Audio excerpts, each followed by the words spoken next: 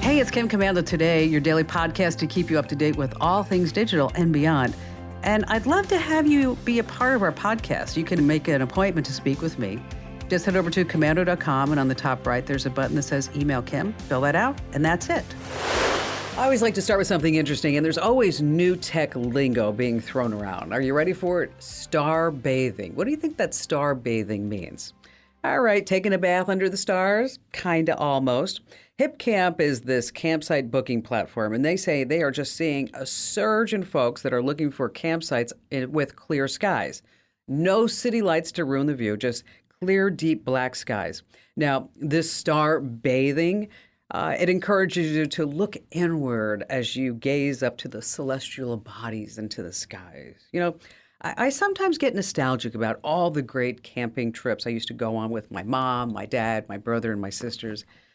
Then I just take a deep breath and I smile because I realize that that's all just past tense.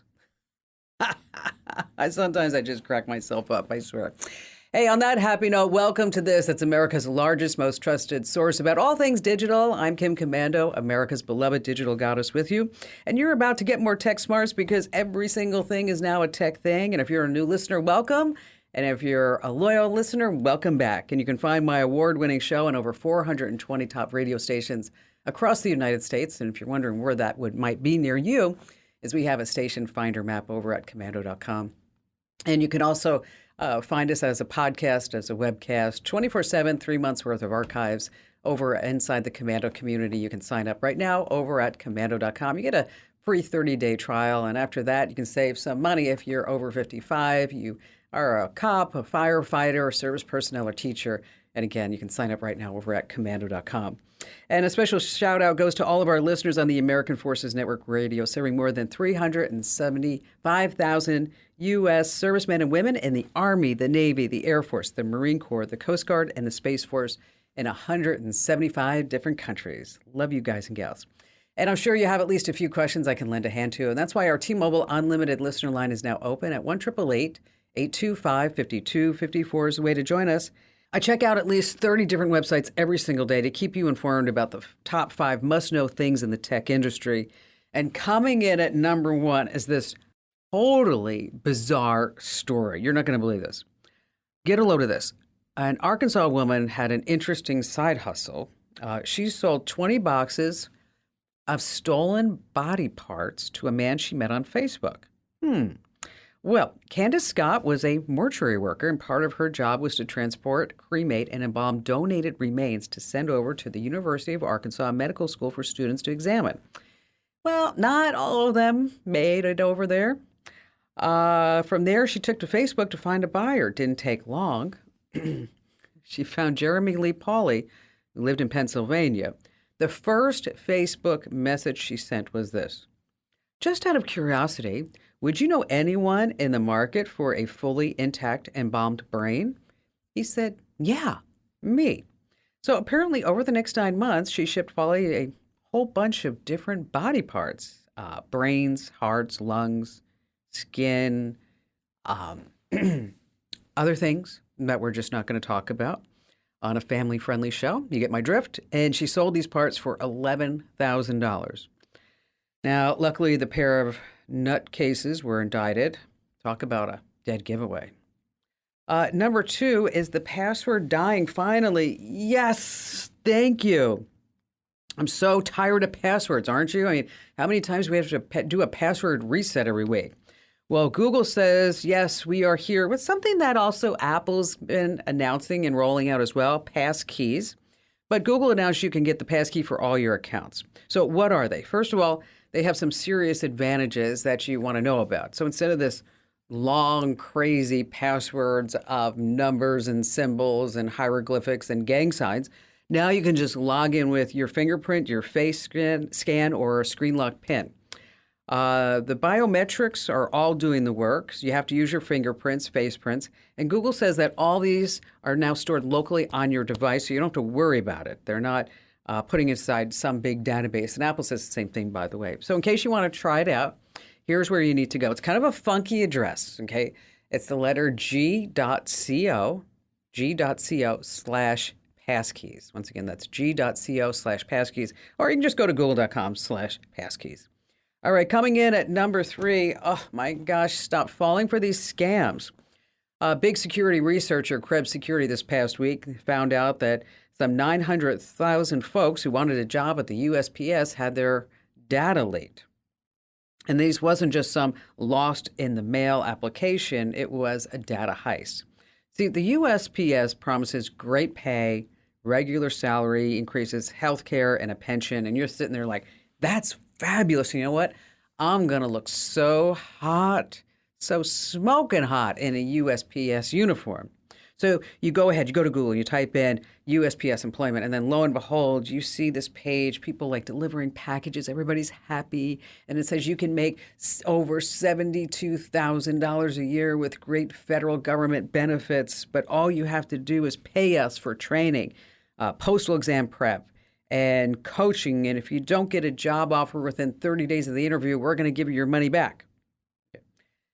It's all a big scam. Stop falling for it, okay? You always want to apply with the company directly. And by the way, the postal exam is 100% free. And if you want a job with the post office, guess where you need to go? USPS.gov/careers. That's right. Number 4 on our list of 5 things is a bit of a shocker. Talking about Gen Zers. As it turns out, this generation who has grown up on all kinds of technology is saying, we need to make the doom scrolling, the social media stop for some parts in our lives. And this is interesting to me because my son is a Gen Zer, and I noticed that he has the volume turned off on his phone, and he doesn't get any notifications except for me because I'm his mom. No notifications from Snapchat, Instagram, TikTok, or whatever else he may be using at that particular moment. Be real.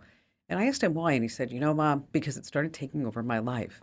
And so now what I do is I just check in on my social media 2-3 times a day. That's it. And so I feel like I can actually get things done. And he's not alone. And as it turns out, a lot of folks are taking it to the next level, getting rid of the smartphone. The CMO of Nokia said sales are growing across the board for flip phones. Yes, I did say that. The Wall Street Journal said in the Wall Street Journal, one teen said that we were talking about how we felt like slaves to our phones, robots who scroll and scroll, even when we're out at parties. They all went to Walmart and they all bought flip phones. And so what are they buying? The TCL Classic, doesn't have any bells or whistles. The Nokia, that's right, the Nokia 2780. That phone's going to last forever. That's right, my Gen Zer, he just wants a phone. And I was thinking about, I was going to tell him a joke about Social Security, but then I sat back and I realized he's probably not going to get it. And this, coming in at number 5, are you a Nextdoor meanie? Yes, I know a few people like that. Nextdoor, you go onto the platform, you complain about your dogs. Nextdoor neighbor's dogs just barking, or that woman who's going so fast through the neighborhood. Yeah, there was a post about that. I thought for sure, I'm like, oh my gosh, I hope they didn't catch me. And it wasn't me. I was thank goodness. Well, the reason why I bring this up is AI now has a new feature called Assistant. That's right, Assistant. It's going to suggest you to be nicer. So let's say you put on Nextdoor, I can't stand my neighbor's dog. It barks all night, keeps me awake. My neighbors are just jerks. What should I do about it? Well, the assistant is going to kick in and say, hello, neighbor. I've been having trouble sleeping lately, and I was wondering if anyone has any advice to deal with a noisy but really beautiful dog in our great neighborhood. Oh my gosh. Speaking of Nextdoor, my libertarian neighbor sold his entire collection of Star Trek memorabilia on eBay. And I was thinking, like, here, you know what? I thought he totally believed in free enterprise. I know, I heard you laugh at that one too. All right, coming up in just a few moments, I have a special interview that you definitely don't want to miss. And in our privacy tip, we have 5 ways to lower your energy bill this summer using technology, and we have all of your phone calls, and you have me, Kim Command. Hey, our T-Mobile Unlimited listener line is now open at 1-888-825-5254 is the way to join us. And just a quick reminder, I love to hear from you. You can always drop me a note. I read every single one at commando.com. And in the upper right-hand corner, there's a link that says Email Kim. Annie McGrath's life changed forever in 2018 when she lost her 13-year-old son, Griffin, to the dangerous pass-out challenge. It's one of those stupid social media challenges that we've talked about here on the show. And these challenges are really popularized by these social media platforms and on these social media platforms like TikTok and Instagram and Snapchat and YouTube. Now, since then, Annie has taken it upon herself to protect other children from suffering the same fate as her son and also protecting these families. A quick YouTube search turns up about 36 million results for how to play the pass out game. That was reported by Time Magazine recently. Hey, Annie, thank you so much for joining us. And I'm so deeply sorry for your loss. And I'm sure it's just been a complete nightmare since Yeah. 2018. Can you share with us a little bit about your son, Griffin? I mean, what kind of guy was he? He was an amazing kid. He was a popular, wicked smart. He had just won third place in the National Science Bowl contest. He was a speed Rubik's Cuber. His best time was 8.7 seconds. He was a baseball player. He played the drums, we were running around. He had two activities after school every night. We were running around till 9 at night and on weekends. He was in so many extracurricular activities. He had perfect grades. He played the drums. He was starting a garage band with his friends. He was very busy. It can really happen to anyone. He was a happy kid and just really loved life. He didn't mean to go anywhere. That's why these challenges are so horrible. They may be the smartest kids in the world and can get third place in the National Science Bowl, but they never really think that they might actually get hurt. They think they're invincible. That's kids. Their prefrontal cortex isn't developed. Lately, it's the Benadryl challenge, the NyQuil Yes. chicken night challenge, all dangerous. It's the same thing. Kids try and do these things thinking they're funny. Did you see it? Try it. And then they're getting hurt and they're dying. And the pass out challenge is all over the place. It's thousands of kids.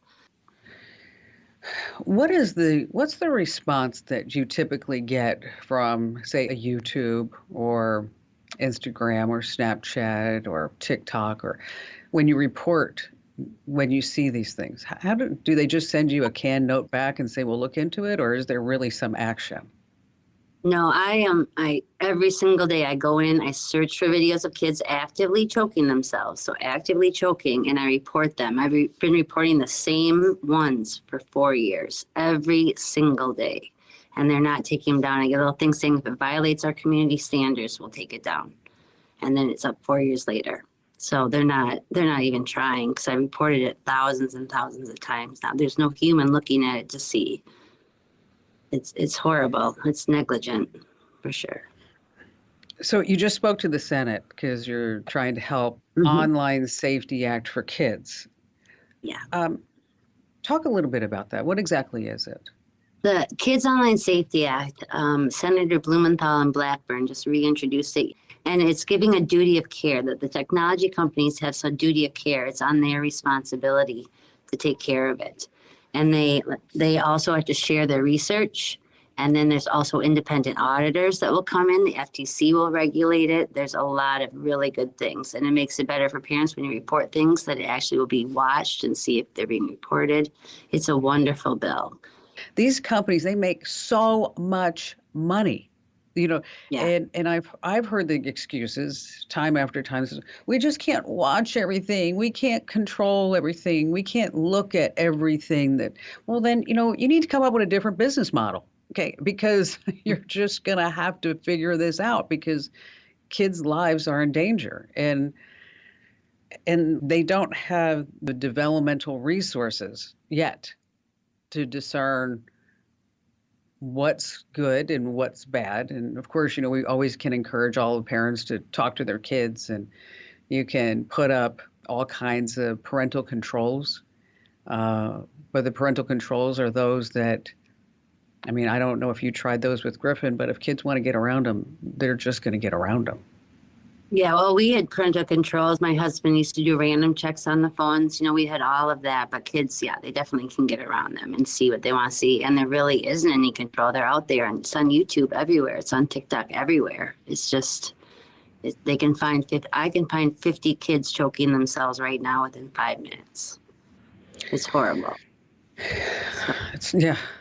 What advice do you have for parents that have, you mentioned 8-year-olds, which is so, gosh, they're such babies, such little tiny people. So say 8 and 16, 17. What advice would you have for parents? Well, I think just look at your kids' phones if you can, just be on top of it and have the hard conversations of like we knew our kids. We caught them doing the cinnamon challenge. We saw the can of cinnamon on the counter. My daughter did the Kylie Jenner lip challenge. We talked to them and said, don't do those, but we didn't know that there's some that are deadly. And it's like if I had known, if all of us parents, there's the group we're in, we're up to 1,385 that we know of. It's so many. It's like if we had known, we all wish we had known. If we had known, we could have sat our kids down and say, no, wait a minute. I know the Tide Pod and stuff, but let's sit down and talk. And this child died. Don't try that one. And just to really hope that you're like the little mosquito in their ear that reminds them. I think that's really smart advice. He's still with you. And he's proud of you. And I am too. And if there's anything I can do to help you, I just want you to know I'm always here for you. Thank you. I appreciate that. Thanks for being here, Annie. Of course. Okay, the thing you have to always remember is that social media is not going to watch your child. And you need to have open and honest conversations about the risks of these online challenges. You want to monitor what they do. So what kind of tools can you be using? Of course, there's Apple Screen Time. And also Windows has a similar feature if they're on Xbox or on a Windows PC or laptop. But if you need some extra oomph, Bark is a service that uses AI to monitor the kids' activities across all the apps and the platforms, and also alerts you to any potential risks like cyberbullying, self-harm, or sexual content. Studio is also a little bit different. They actually tell you if they're looking at disturbing content online. So just know that the tools are there, and always have an open dialogue with all the kids in your family. We have more coming up here on Kim Komando Today.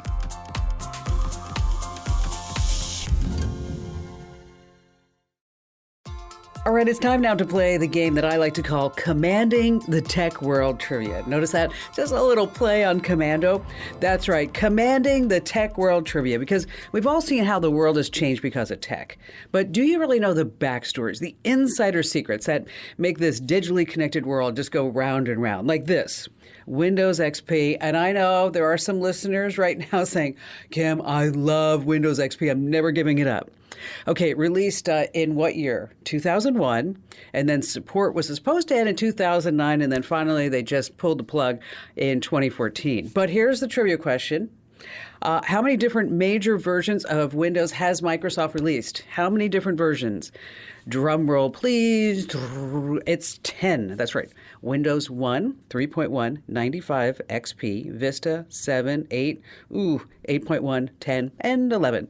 So when playing Commanding the Tech World Trivia, you need to really think outside of the box. And joining us this week as our very special guest contestant is Don in Augusta, Maine. Hello there, Don. Glad to have you with us.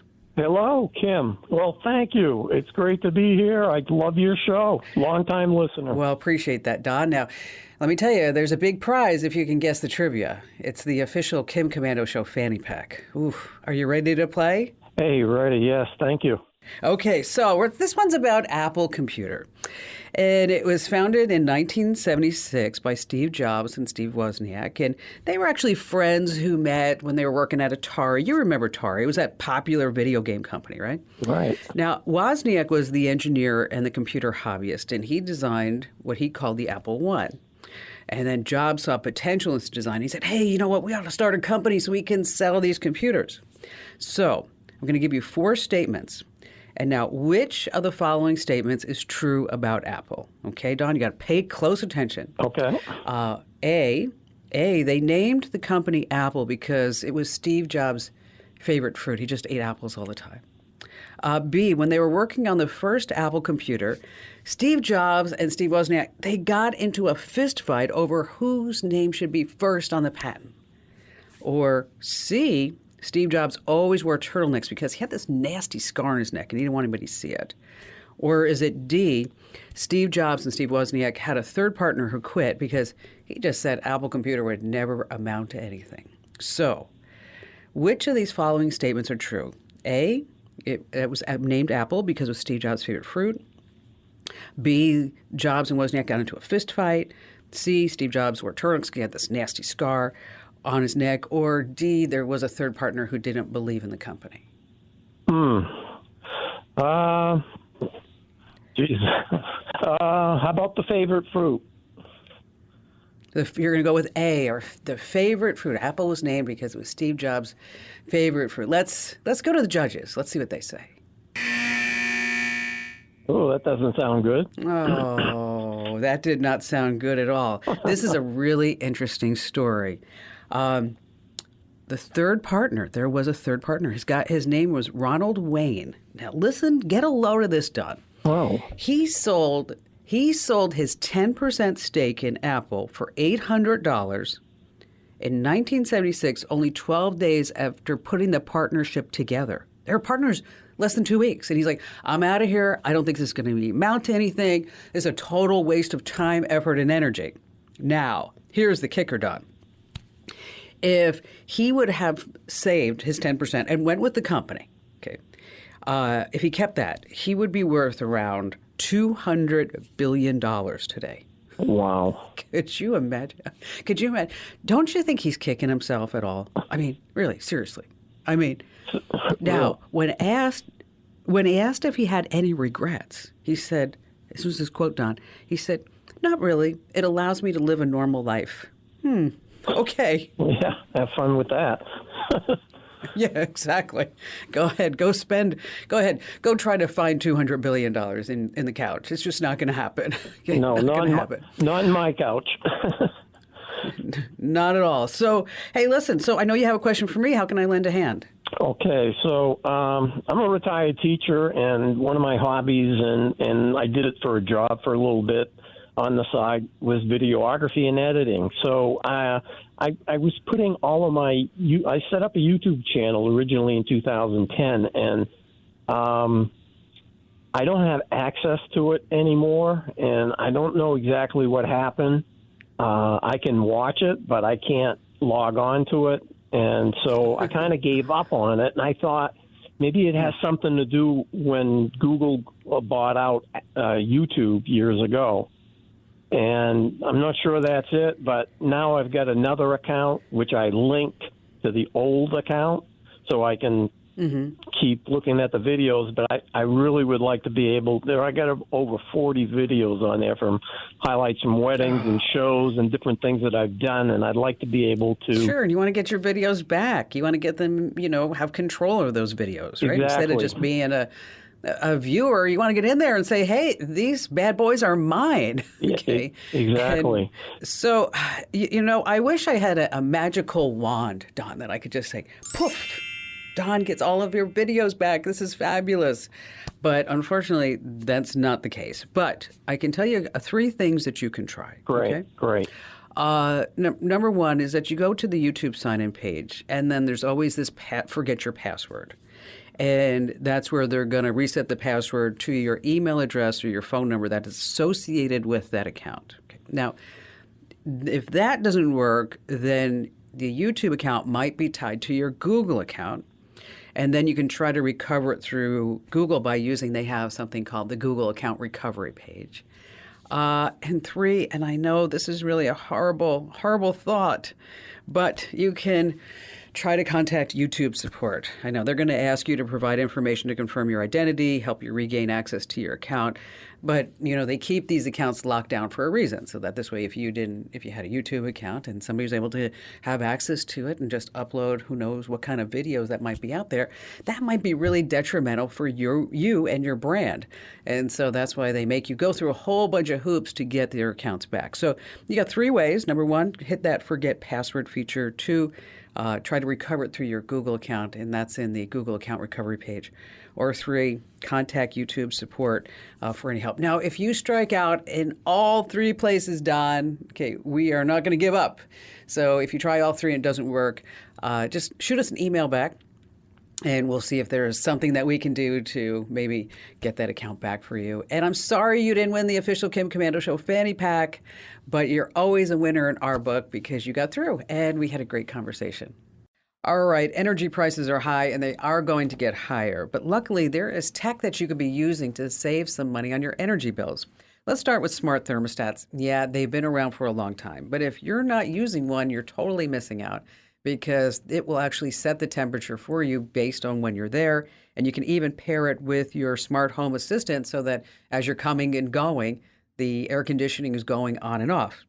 Now, there's also smart sprinklers. Maybe you thought, maybe you've never thought about this. Is that why have the sprinkler go off if it's been raining? Yes. So these smart sprinklers, they automatically know the weather conditions wherever you're located. And they also know the best time of day that it should be watering to get the most out of the season.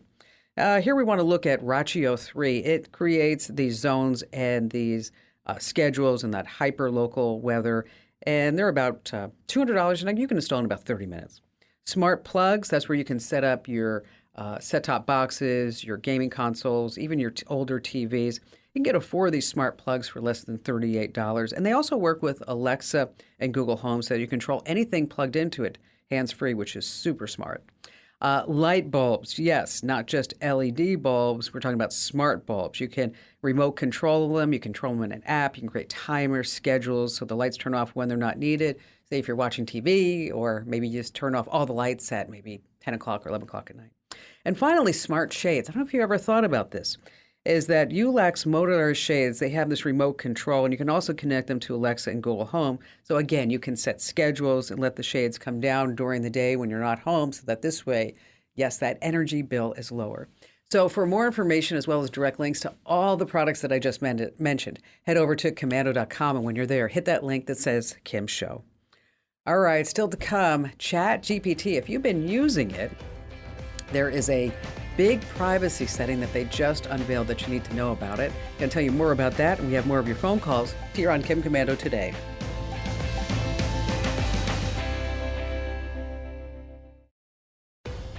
Linda in Chicago, Illinois.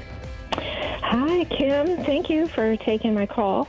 My husband has listened to you forever, and I'm a relatively new fan, so I have a lot of catching up to do. Thank you. Well, thank you. I'm traveling to Israel in June. It's a bucket list trip for me, and I'm not sure what type of adapter or converter I need for my iPhone. And I was also wondering if you had a recommendation on a portable phone charger for me. Oh, sure. Not a problem. All right. So here we're going to give you a quick lesson in adapters. And I know this is thrilling, exciting information. Right, Linda? This is like, this is keeping you on the edge of your seat. You're like, oh my gosh, I didn't know that this would be ever possible in my entire life. Right? I just don't want to fry my phone. Yeah. Okay. All right. So there are different types of adapters. Okay.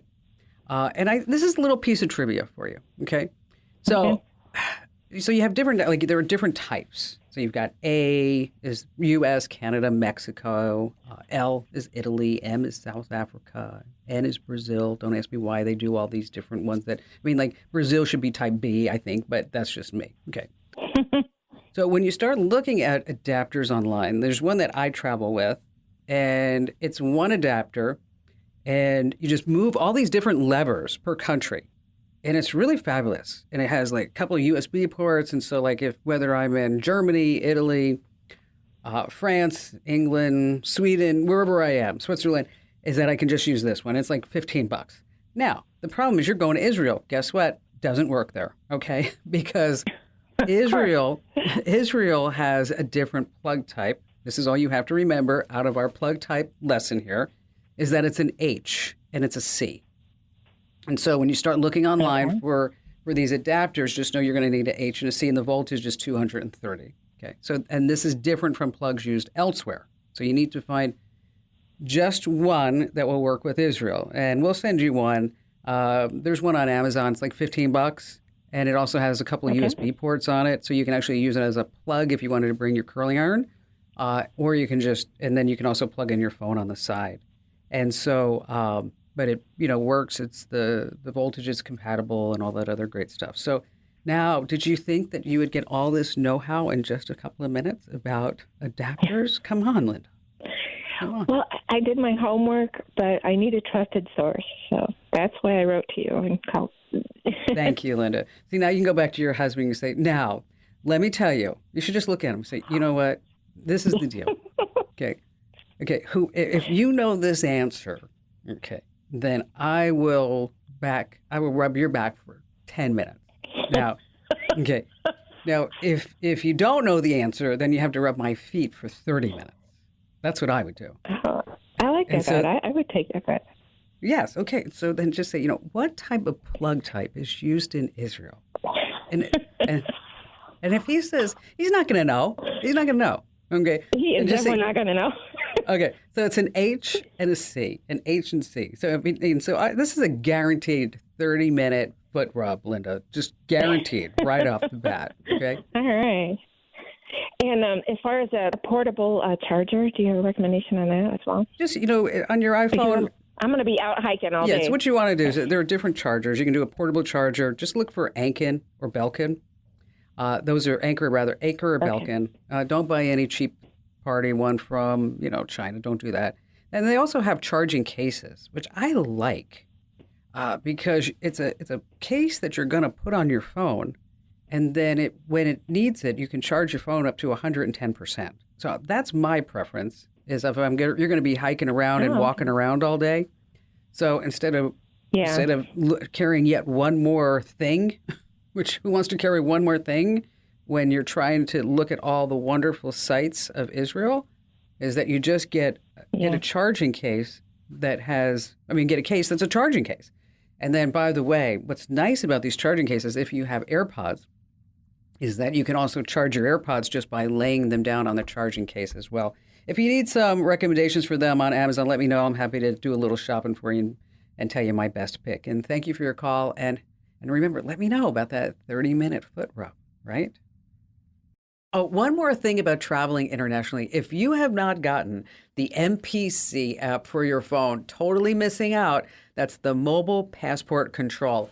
I have it on my phone whenever I travel internationally, and it's just amazing because what you can do is just bypass all the lines. You don't have to do those paper forms anymore or even use an APC kiosk. It's really wonderful. It's available on Apple and Google. Again, it's called Mobile Passport Control.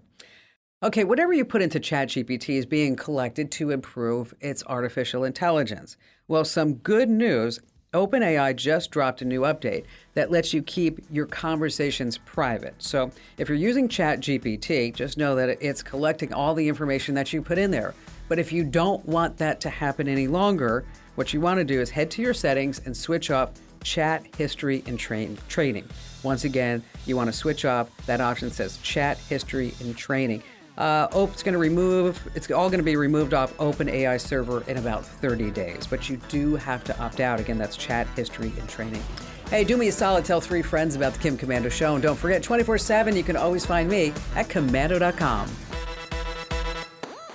This program is a copyrighted production of Westar Multimedia Entertainment and protected by the copyright laws. Any rebroadcast or use of this program for commercial, business, economic, or financial purposes without the written permission of Westar Multimedia Entertainment is strictly prohibited.